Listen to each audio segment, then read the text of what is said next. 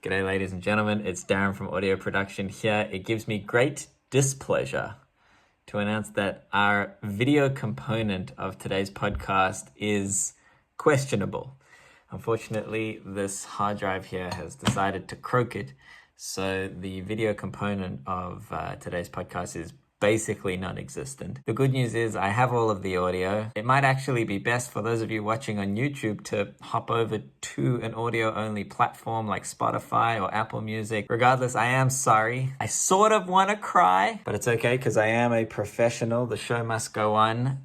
Enjoy the podcast. Welcome to the podCARst. My guest today is the delightful comedian Michael Shafar. Michael's a talented guy. He finished high school ranked in the top 0.05% of his state.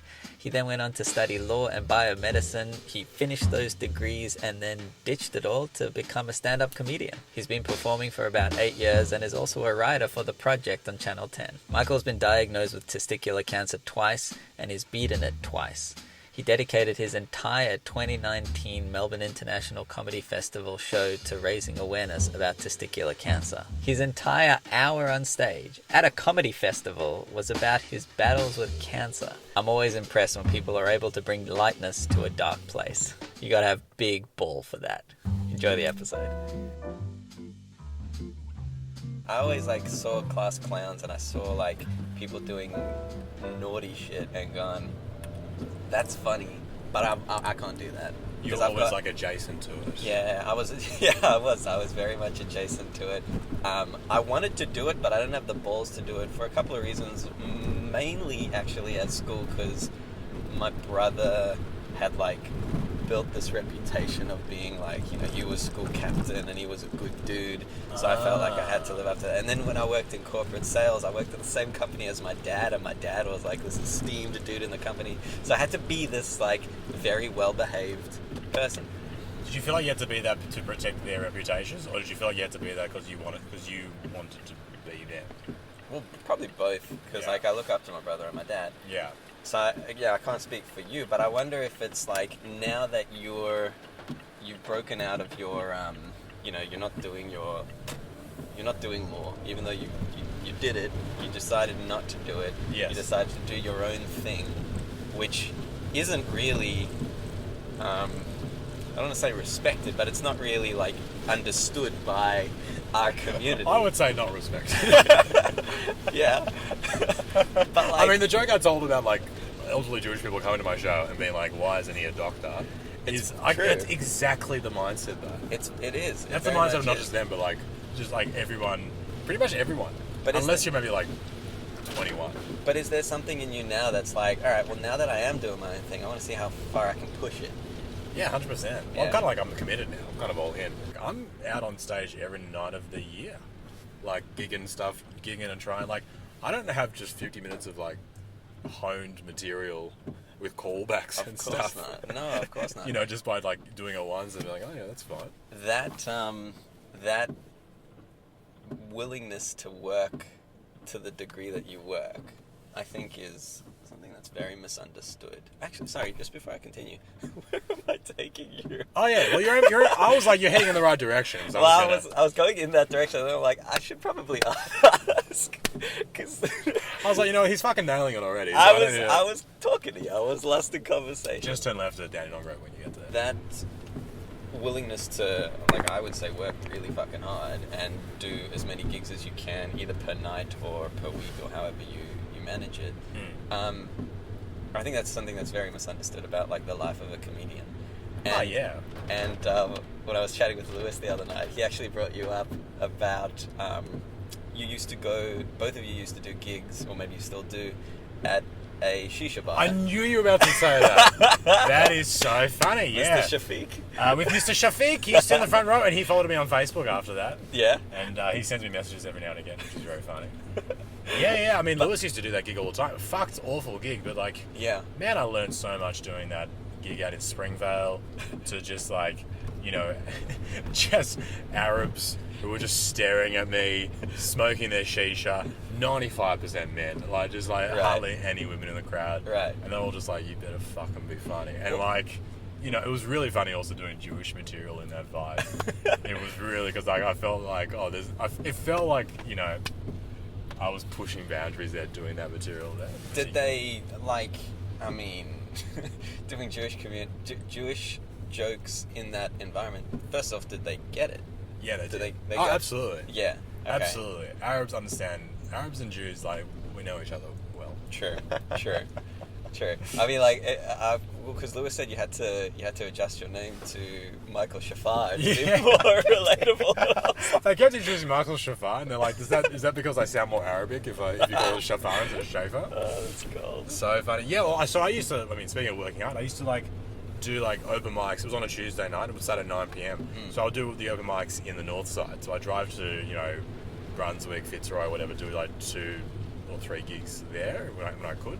Yeah. And then afterwards I would drive, 45 minutes from that direction down, the freeway and do that gig in Springvale, and just to bomb, turn left. I think I'm going to keep going just to avoid fast roads and bad audio. How many gigs do you reckon you've done?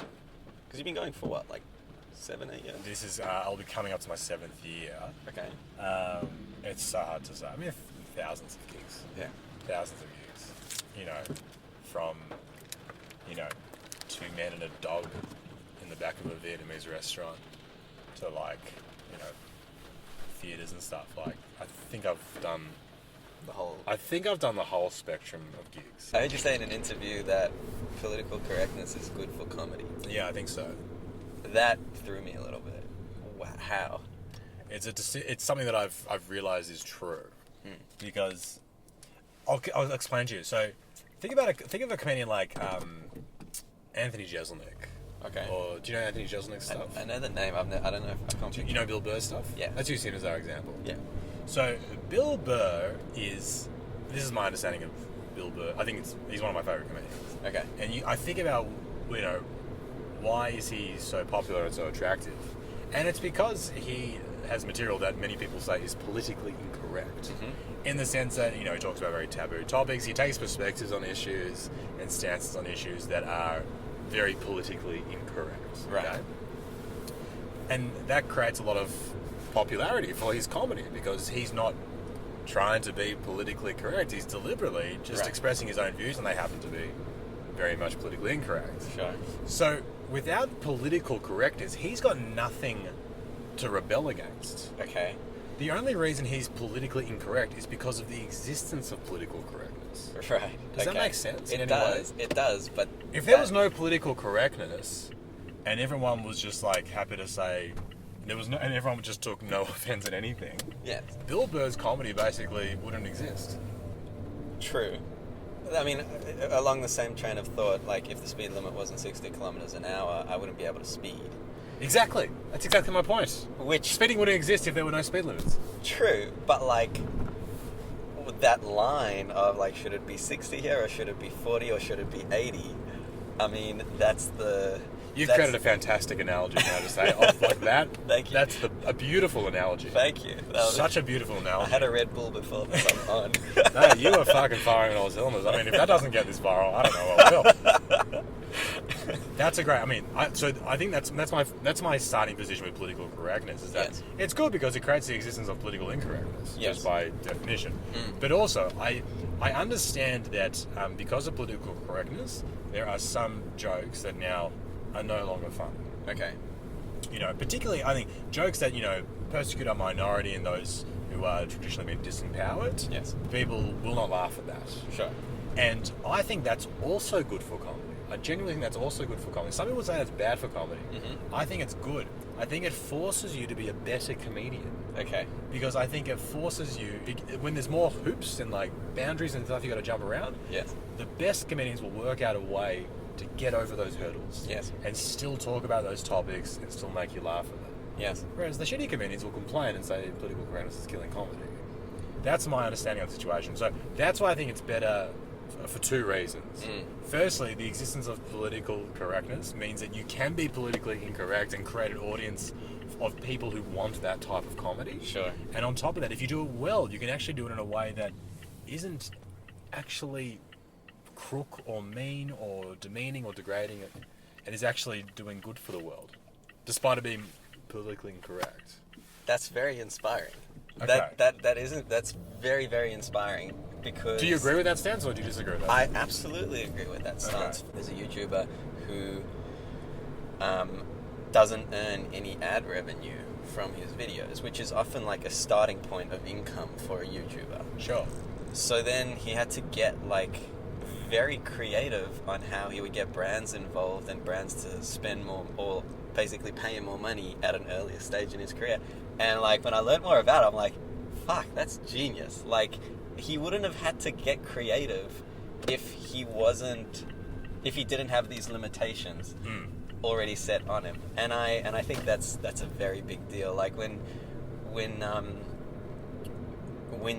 there are limitations, it leads to more creativity.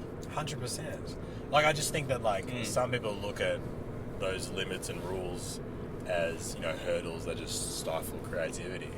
But the attitude really should be, okay, everyone's dealing with this. Yes. If you work out a way to, you know, circumnavigate it, you're gonna do very well.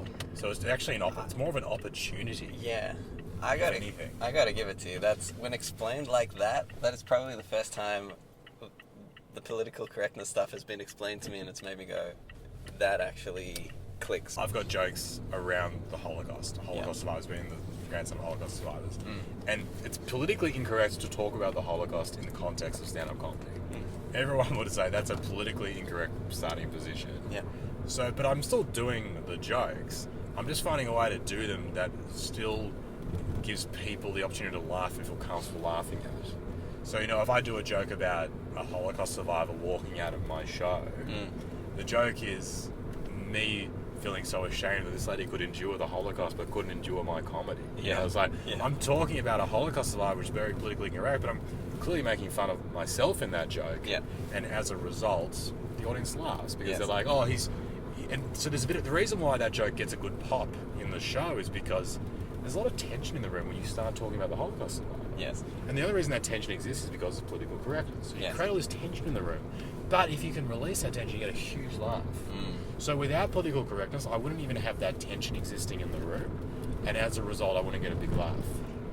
That makes total sense. Does that make total sense? That's like, I feel like I'm getting like theory around comedy here, but I think about this all the time. I tell you, I've got, and then again, like I said it in the room tonight that I do a joke about, you know, people being worried about a small percentage of Muslims being dangerous, and they're the same people who still send their kids to Catholic school. Yeah. That's a very politically incorrect statement to say.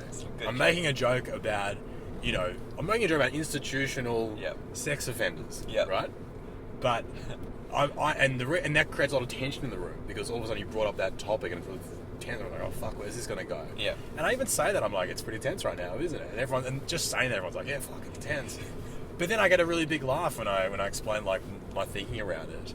And the only reason you get that big laugh is because everyone was so tense at the start of the performance. So you're, like, outside of being a comedian, you're just very skilled in teasing people. You're kind of daddy. Like, there's an element to that, right? My favourite thing in comedy is when you say something and you know everyone's real tense. Yeah. But then you get them to laugh nonetheless. And Brilliant. That's my favourite thing in comedy. Brilliant. And I think I only started doing that after I had to do my cancer show like 2 years ago.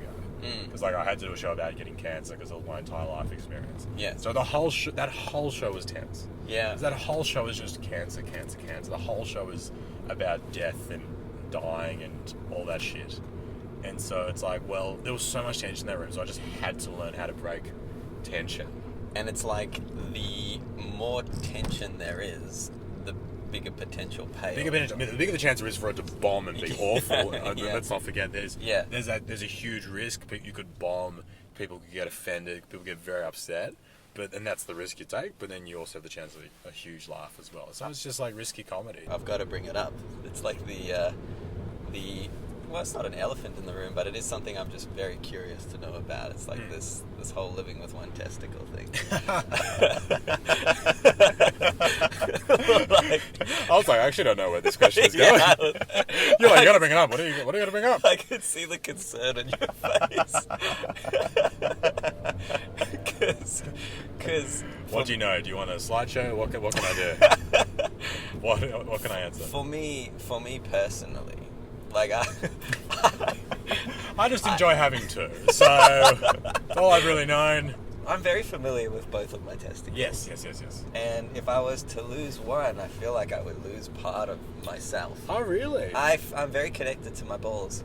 Yeah. And I don't mean that. I literally through like connective tissue and cells and stuff. But yeah. I don't mean that in like. I know that sounds funny, but On like an emotional level. it's a.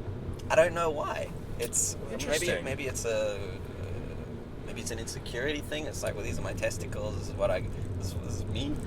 And I've been complimented on my testicles, so it's like, well, I don't want to lose that nice feedback that I'm getting. And I'm also not saying this to make you feel bad, but No, it doesn't at all. But like that, pure physical. Yeah. Did the pure physical thing bother you? No, not at all. But Okay. I'm probably saying that from someone who's been in a long-term relationship like his whole life. So if I was a young guy who was out in the town and single and meeting women and stuff, then I think it would be something I would think about, and it might affect my life. Sure.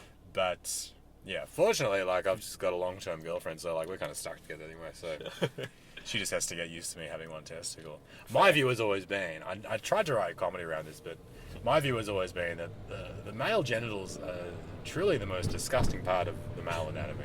Okay. So really, less is more down there, in my opinion. Personally, I would like to get rid of everything, but doctors say that's really bad.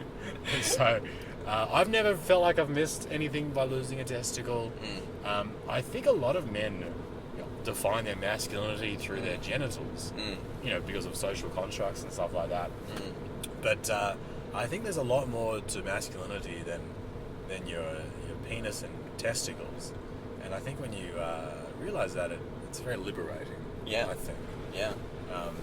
So I only find it funny when because there's so many turns of phrase around balls and stuff like that. Yeah. Like, oh, this guy's got big balls or something.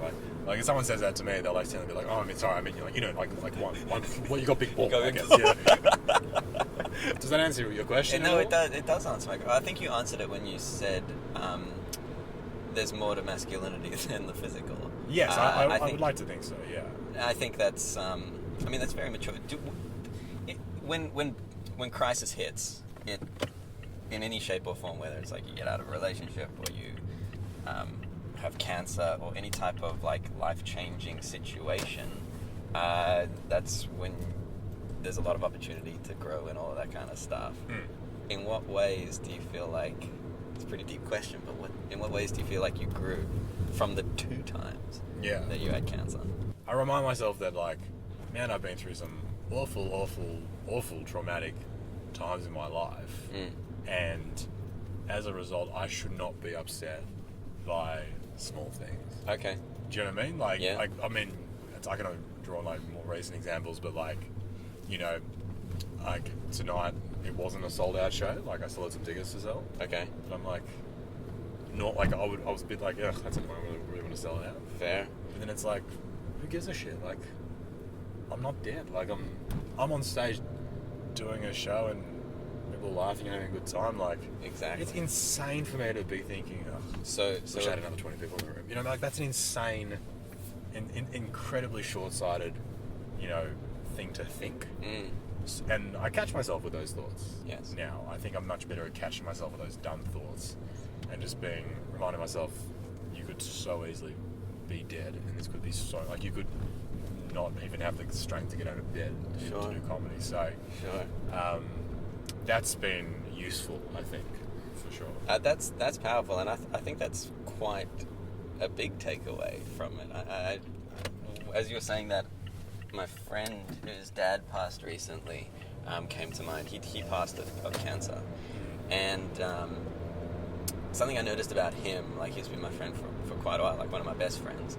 Something I noticed about him was that his perspective on, like, the small stuff changed. Whereas, say, Interesting. several years ago, he used to, certain things used to be a bigger deal. Like, you got a date with a girl and she cancels on you, and then that ruins his week, kind of thing. Whereas now it's like, he's a lot more, like, maybe relaxed about life because he's experienced these periods where there was no relaxation.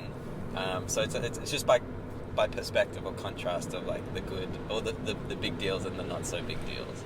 Yeah, I mean, like, suffering is just a part of, living, and, a lot of people don't go through traumatic things in their lives. Good for them. Yeah. But there's a lot of growth that happens, a lot of changes that happen, when you do go through that. Again, like, I don't think I had a major change in my attitude or my life choices or anything. Yeah. But it is just it's nice to just constantly remind myself, like, to be grateful for the little things, for the little wins. Just to, there were days where I couldn't eat. So the chemo was so bad, I couldn't eat. So now I'm like, sit down to eat a nice meal. I'm like, oh, fuck, this is good shit. Like, what I mean? It's like I'm eating a steak. I'm like, fuck, this is great. Yeah. Like, just that kind of stuff is, it's nice to, again, I'm not like some Zen, like, monk, but it's something that I think about all the time during the day. Amazing. I have a lot of respect for that. So me and my girlfriend went to go into service for a week for a holiday. Nice. And I was like, well, while I'm there, maybe I'll do a show in Brisbane. Sure. And boy, is she not happy about that. Does she come to your shows? Well, she's coming on Tuesday. Yeah. Because, like, her cousins are coming. And so she's like, oh, I'll go with my cousins, hang out. Yeah. But, like, I don't like her coming to the shows. Okay. She doesn't like comedy. Okay. She's, I like getting her opinion on my stuff, but I try to keep her and my comedy kind of separate. It's the reason why I ask, because I find that very interesting, is I've started seeing a girl who I really like, but I think a big reason why I like her is she's very different to me, and she doesn't give a shit about social media. Great. That's almost like relieving, because at least in the part, like, since I've been doing like the YouTube stuff, the girls that I've seen have like looked up to it. Whereas her name's, she's an archaeologist. She does not give a fuck.